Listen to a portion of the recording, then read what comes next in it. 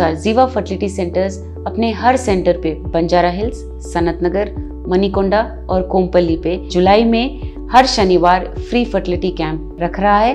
अवश्य आइए, अपना फ्री इवैल्यूएशन कराइए, ट्रीटमेंट ऑप्शन समझिए और ये जान लीजिए कि बहुत अच्छे डिस्काउंट्स दिए गए हैं IVF पैकेज पर। Thank you.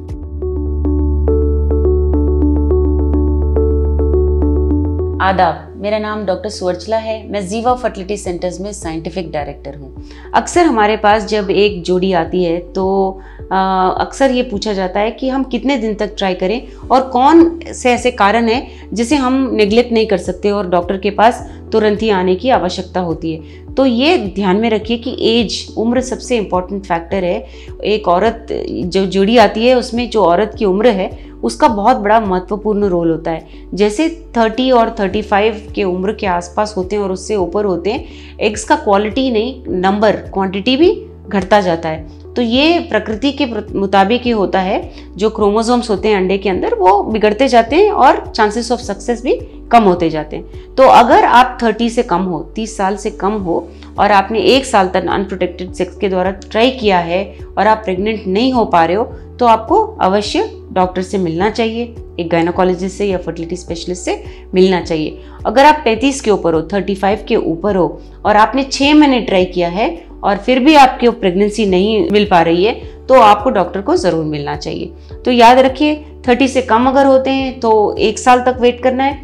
35 के आसपास हो रहे होते हैं तो 6 महीने के बाद ही आप डॉक्टर को मिल सकते हो, ताकि वो ये जान सके कि प्रॉब्लम कहाँ है, हार्मोन्स में है या ट्यूब्स में है, ओवरीज में है, आपकी PCOS की वजह से हो रहा है, वेट की वजह से हो रहा है, क्या कारण है जिसकी वजह से आपको प्रेगनेंसी नहीं हो पा रही है। तो ये सबसे महत्वपूर्ण कारण है। लेकिन थोड़े ऐसे कारण होते हैं जिनके लिए आपको वेट करने की जरूरत नहीं है कि मैं 30 साल के बाद ही जाऊंगी या 35 के बाद ही डॉक्टर के पास जाऊंगी। कुछ ऐसे इंडिकेशंस होते हैं जिन्हें आप पढ़ सकते हैं और सोच सकते हैं कि मुझे तुरंत ही डॉक्टर के पास जाना चाहिए।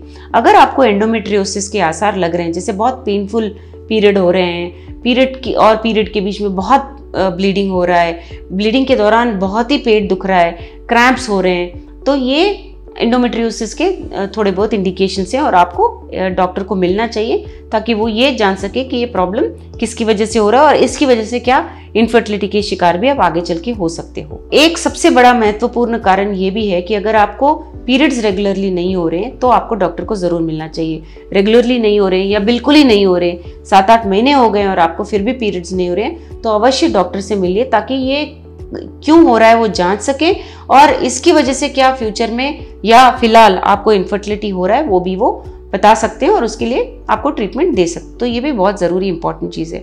तीसरा इंपॉर्टेंट फैक्टर ये है कि अगर आपको बहुत सारे इन्फेक्शंस हो रहे हैं, पेल्विक इन्फ्लेमेटरी डिजीज कहते हैं, बार बार आपको पेल्विस में इन्फेक्शंस हो रहे हैं और आपको इसकी वजह से लग रहा है कि बहुत डिस्कम्फर्ट है और ये आप इग्नोर कर रहे हैं, तो आपको ये नहीं करना चाहिए। आपको एक डॉक्टर को, गायनोकोलॉजिस्ट को दिखाना चाहिए और इसके कारण फ्यूचर में चल के क्या आपको इससे बच्चे नहीं होने के चांसेस हैं, आपको जान लेना चाहिए।